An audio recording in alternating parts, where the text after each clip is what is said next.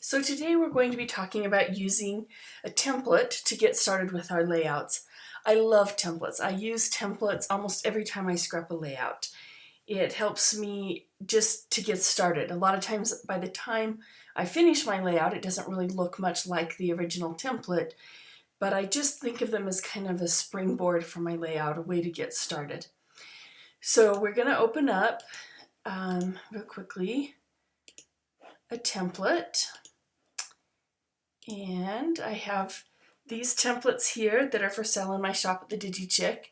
And should be a link in the blog post to these templates, but we'll grab this third one here and open it up.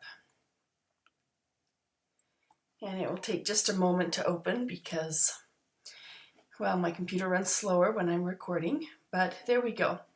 And as you can see on the right hand side here in our layer palette, we have all the different layers that you see here, from our background layer all the way up to the different ones.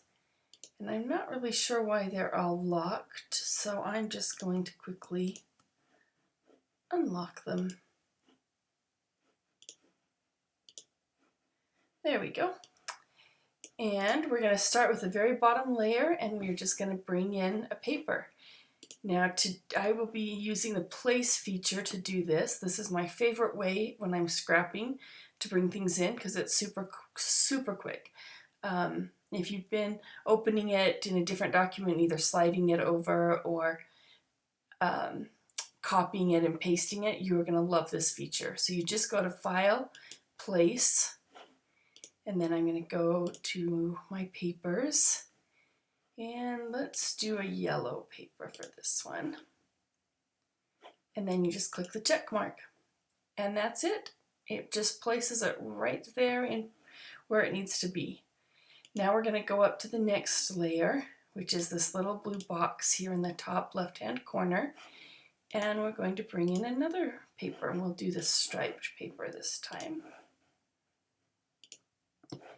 Okay, now obviously having the whole paper in doesn't do what we want it to do because we want it to cover that little box right there.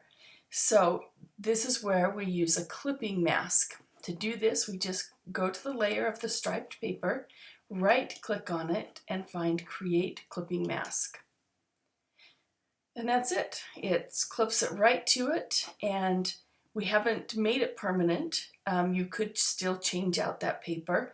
And if you decide you want to make any changes, for example, to the shadowing, make the changes to the layer that it's clipped to, not the paper layer itself. Okay, so we'll move on and let's add a paper to this pink strip. We're going to do this cute chevron because I'm obsessed with everything chevron. Now let's pretend that on this case, I wanted to make the chevron print a little smaller. You can, holding down the Shift key, go down to one of the corner pieces and move it in.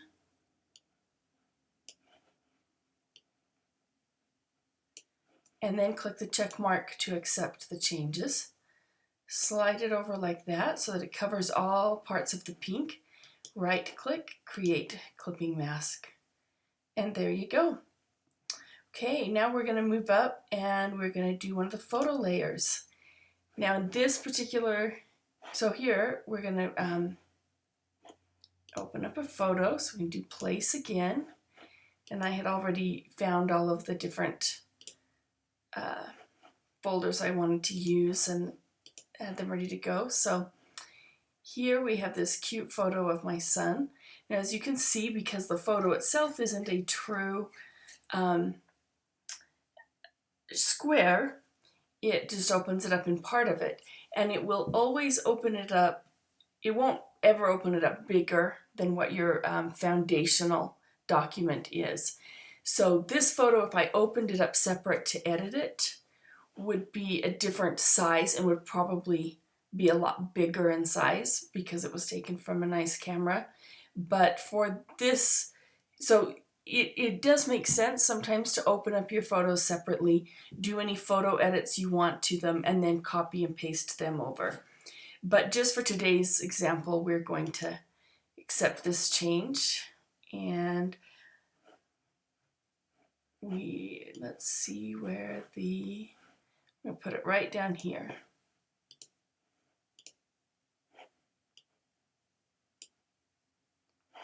And we can do show transform controls, and that puts it up for the photo so that I can then hold shift and move in to fit the photo.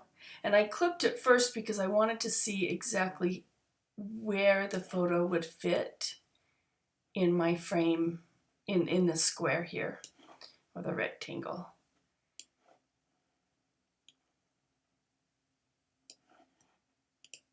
And accept that. And because we haven't made anything permanent, we can still move this. So if I want to get a little more of the kitty in there, there we go. And it's all set. Let's see, we have a couple of stitching layers,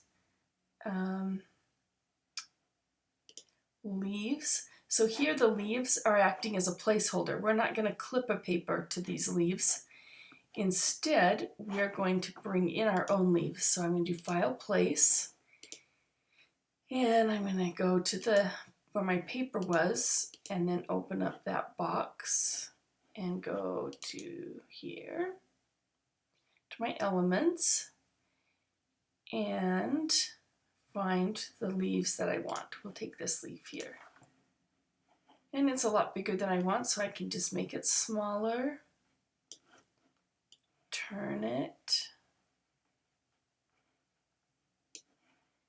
make it just a little smaller, and then hit the check mark to accept it. So it can kind of go here. I can move it around. To duplicate it, if I want to put it in place over there, I just click Option or Alt, depending on if you're a PC or Mac, and then slide it over. Turn it. Make this one even smaller. And slide it up in there. Now, because I'm going to go back to this one. I kind of want it smaller. There we go. So now that we have our leaves in place, we go back to the layer palette and we just can send this to the trash can. And then ideally you would want to apply your layer style to this for your drop shadow, but we will talk about those in a different lesson, so I'm just going to leave those for now. Anyway, then you can go on and continue to create your layout. You can even use the paper places that everything's in, and then you can take off a lot of these top layers and just put in your own thing. Though they're only meant to be placeholders or guidelines or ideas for you, but you can, whatever works best to scrap for you. And that is basically the main elements to working with a template.